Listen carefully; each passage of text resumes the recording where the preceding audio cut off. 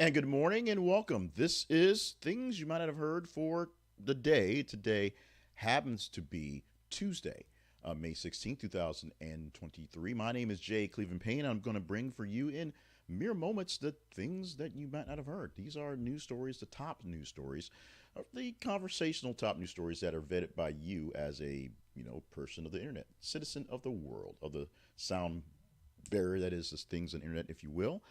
Stop by, stick around for what we're going to give to you. 8 of the top news stories that were vetted by you of the about 32, 33 that happened over the past 24, 30 hours. We are going to talk about Martha Stewart and what she's up to, something that I don't think anybody actually wants, but we're going to get regardless. But we're going to get to you also some other stories. Some of them are pretty top level stories, big stories that you might not know if you're not picking up on more news stories. Most of them pretty much out of the way as your supplemental news source. We are here calling yourselves your news side piece, our famous line we have for us here. So whether you're watching us on the video live or the replay or listening to just the audio in the podcast, thank you so much for joining us for the journey today. We'll tell you more about the vetting process in just a bit, and want to remind you that we will try to sell you something so we can keep things going here.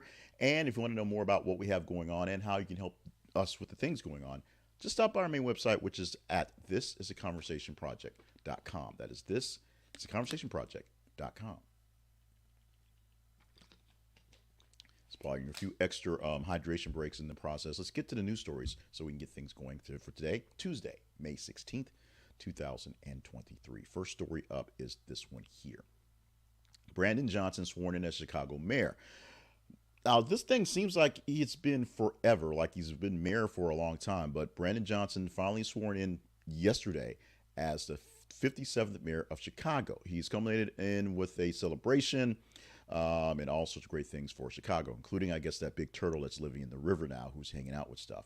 Of course, Johnson is replacing another mayor who has been known for being pretty liberal, pretty sort of off on the edge, and they're replacing him with the man who ran the teachers union, who's also known for being pretty liberal and pretty on the edge. We're going to see how much edge we get from Chicago. The biggest thing they're dealing with in Chicago, like many places, is crime and guns. And while people have lots of fond memories and love for the city proper, the people who live in sort of the deeper parts, the actual parts of the city, live with the denizens of that crime and that those guns issues going on, trying to make it away from being a joke of a city. We'll see what Mr. Johnson has going on. Now that he's finally in mayor, I guess congratulations and good luck. Story number 2 for this morning. Representative Gerry Conley's Virginia staffers attacked by man after baseball bat attack in district office. This is a odd one. I'm just going to have to put it like this. 2 staff members from Gerry Conley's office, he's a Democrat from Virginia, were hospitalized with non-life-threatening injuries after being assaulted by a congressman district's office in Monday morning. Suspect is 49-year-old Juan Con Tron Fan, Fairfax, Virginia. He's facing 2 charges, including 1 count of aggravated malicious wounding. What he did was he went to the congressman's office and asked to see the congressman, who wasn't there anyway, but the staffers were kind of weirded out by him. He actually had been to the Congress office in the past, asking for some assistance, but finding out in the process of talking to him, he was a bit erratic. His father says that he's on medication for mental illness, which he has been taking for a while, schizophrenia, I believe, and he had an attack. He's also used his bat before in other attacks against other people. So this is sort of a serial attacking, if you will. He has been charged, and we will see how this thing works out going forward. We stick around with another mass incident, a shooting this time. At least 3 people killed and 2 officers wounded in a shooting in Farmington, New Mexico. The gunman who shot and killed 3 people and wounded 6 others in Farmington, New Mexico, used 3 guns. That's coming from the city police chief. I believe he's actually been identified, but he's not in the story we have listed here. But Farmington police were able to wound the suspect. And 2 officers were actually hurt and were released from the hospital after things going on. We'll have more on what's going on after the conference on Tuesday afternoon. I expected to hold another news conference to see what's going on with this one. I think if the number is 4 people injured, this one may not quite reach the mass shooting status, but guess what? people were shot.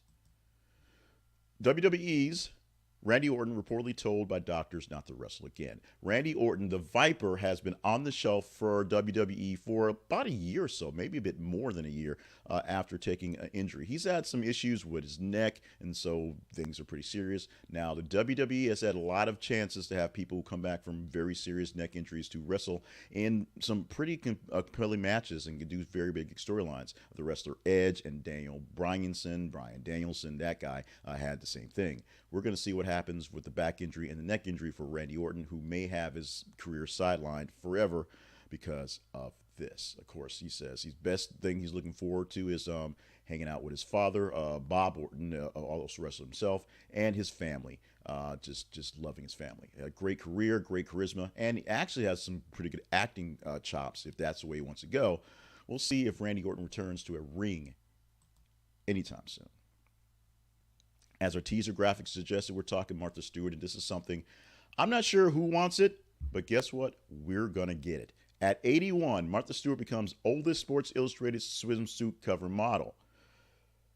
Martha Stewart has been chosen as one of Sports Illustrated swimsuit cover models, the magazine announced on Monday. Stewart says she hopes the cover inspires people to try new things, no matter what stage they're in. Martha Stewart is 81 years old, and we now know that all those thirst trap pictures she puts on Instagram, they were just auditions. Now, the Sports Illustrated swimsuit model edition, swimsuit issue, is a bit controversial in the day and age, and I'm going to say it like this, where, porn is literally free on the internet. Why is there a swimsuit issue by Sports Illustrated anymore? Don't know, but it exists. Why is Martha Stewart on the cover? Not sure, but I guess they need to sell some copies and make some noise. They're making some noise. We'll see who sells many copies. Speaking of media, Vice Media files for bankruptcy to enable sale to lenders, including Soros and Fortress. Vice Media Group filed for bankruptcy protection on yesterday, and a consortium of lenders, people who are already giving them money, are looking to buy the company outright. Vice Media was once worth billions of dollars. They're looking to buy it for about $225 million. That's going to be for the company and its assets and its liabilities. So all the money that the company still owes will still be on the books for the new buyers, the lenders who are basically giving the money anyway. They'll just have total control of the company. Now, Vice has done a lot of great type of journalism, and Vice has done a lot of sort of vanguard journalism, if you will. But this is another sign of less gigs out there. Why am I doing this thing on the internet in the middle of the morning where nobody's paying attention? Because there's less actual jobs paying, less spots for people to pop up for these things. You got to get in somewhere, got to do something. So Vice Media, not quite dead yet. The company itself filing for bankruptcy to protect itself so that some other people can actually buy it and do what they can with it. As Club 7 will be embarking on a planned tour after the death of Paul Cattermole, but without remaining member Hannah Spearritt.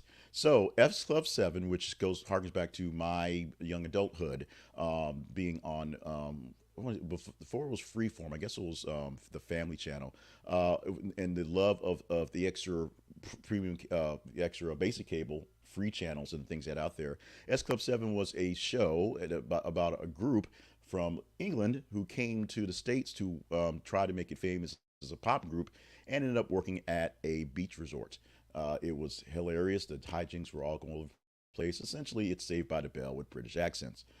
So the reunion, after 25 years of being gone, was going to happen, and everyone's together. And then recently, Paul Cattermole died at the age of 46, just a few weeks before the tour was actually announced.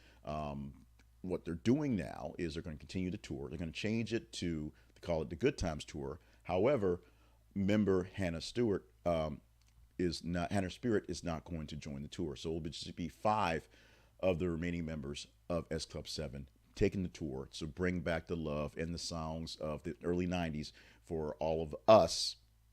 We don't care about you millennials, all of us to enjoy and get down to. So we'll have that coming forward. And finally, Brittney Griner reveals emotions of hearing national anthem in WNBA return. First pregame WNBA game happened on Friday for Ms. Griner, happening when the when her team was suited up. And she is now saying, after spending her time in the Russian prison and just dealing with the realities of how other people are dealt with and how other places deal with people, especially if they can be used for political purposes. Listening to the national anthem, sitting on the sidelines or being on the sidelines and hearing that song means a whole lot more after what happened. Now, she missed the entire season last year, 2022, because she was returning back to play basketball and was arrested in Russia. But she is back on her team. She's back ready to play, and she will be a part of the U.S. Olympic team coming forward. She was already on that team. They're not penalizing her for not playing last season. They're going to keep things going in that level.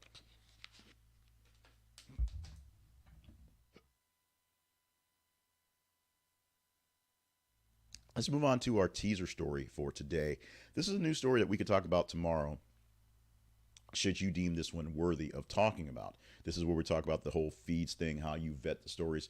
Go to our feeds on Facebook and Twitter. We have every 50 minutes we post something on Facebook and post something on Twitter, and it's a new news story, news headlines, and it allows you to be a part of the thing, be a part of the show, help us help you, if you will. And you can see that by going to This Is a Conversation Project on Facebook and th_conversation on Twitter. The story for tomorrow, should you deem this one we talk about, Washington state lawmakers seek to avoid decriminalizing drugs. Now, the criminalizing and decriminalizing, or basically back and forth, putting more drugs in criminalization, which are basically weirder drugs, and taking like drugs off that list, so there's lesser charges, and marijuana, for example, is a big deal for a lot of states.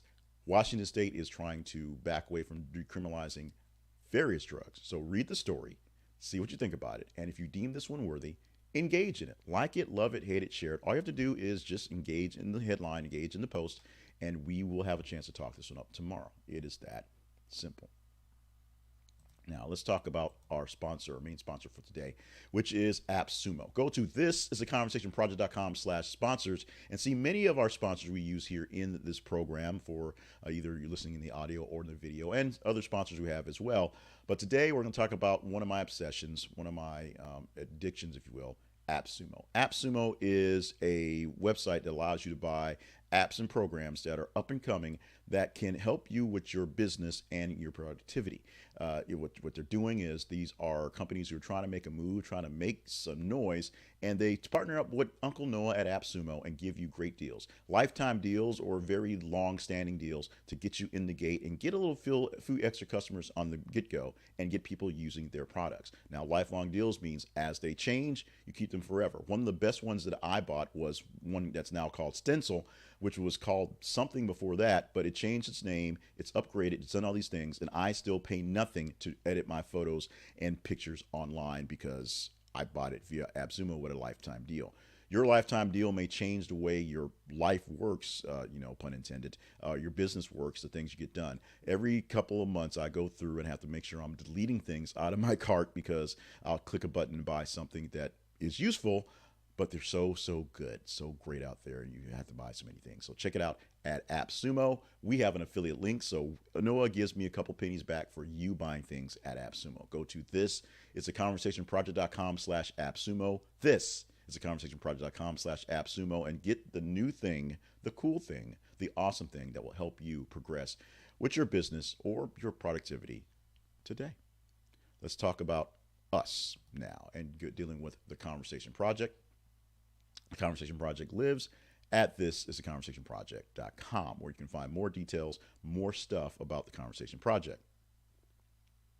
We produce a lot of other things that deal with news and conversation and topics and things like that. So we want you to be a part of those things as well. So check them out by going to our website, see our other sponsors, see our other products, see some other things behind the scenes we're working on. And if you deem us worthy, we ask for your assistance. Go to our partnerships page and see if there's a way that you can help us out with anything here going forward.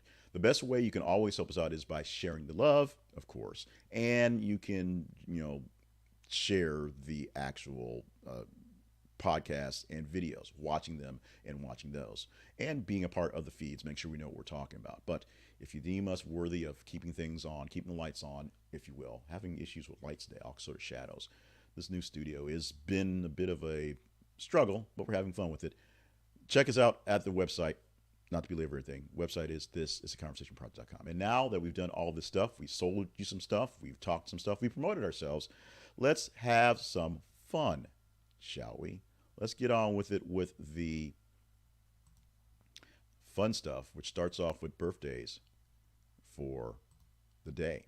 On May 16th, that's today, Danny Trejo, Machete, is 79 years old today. This is a guy who has a story that is so amazing that, you know, it's a weird Hollywood story, but it's inspiring. This is a guy who, you know, spent time in prison. This guy is a gang guy. This is a, you know, hardcore, tatted up guy who turned into this cult classic movie guy, and like Machete, one of his classic characters. And now he's everywhere. Machete's on Star Wars. What the hell's going on?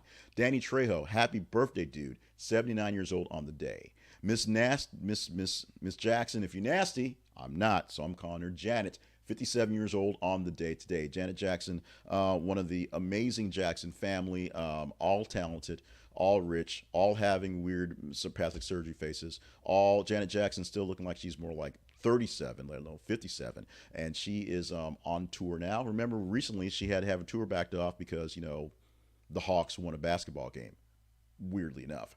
So Janet Jackson, 57 on the day, and some journalist from Arkansas named Tucker Carlson, he's 54 years old today. Wonder how he turned out. He spent some time on CNN, some time on MSNBC. You know, wore the bow ties. You know, Jon Stewart cussed him out on Crossfire. I wonder what that guy is up to. Hopefully he's doing well. Hopefully we're all about positivity here. Hopefully Mr. Carlson is doing well, whatever his endeavors happen to be at the moment. Today in history, back in this day on 1965, the Campbell Soup Company introduced SpaghettiOs, 65, under the Franco-American brand. Canned spaghetti in O shape on this day, 1965.